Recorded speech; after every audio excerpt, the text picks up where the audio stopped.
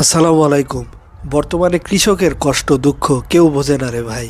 280 টাকা মন আলু বাজার, কি একটা অবস্থা! হ্যাঁ, এখন রমজান মাস, তরি তরকারির মূল্য কত? বেগুনের দাম 100 টাকার বেশি, লেবুর হালি 160 থেকে 80 টাকা। প্রত্যেকটা তরকারির দাম বেশি, কিন্তু আলুর কোনো মূল্য নেই।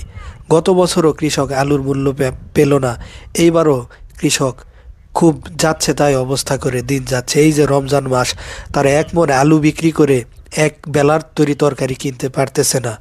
কৃষকের যদি এইরকম বারবার আলু চাষ করে খারাপ অবস্থা হতে থাকে, তাহলে তারা সামনের বছর থেকে আর আলু চাষ করবে না। আমি কয়েকজন কৃষকের সাথে কথা বলে বুঝতে পারলাম জয়পুরহাটের কৃষকের খুব নাজেহাল অবস্থা। খুবই কষ্টে তারা দিন কাটাচ্ছে এই আলু চাষ করে। এত আলু নিয়ে তারা এখন কি করবে? এমন চলতে থাকলে আগামী বার থেকে বাংলাদেশের মানুষ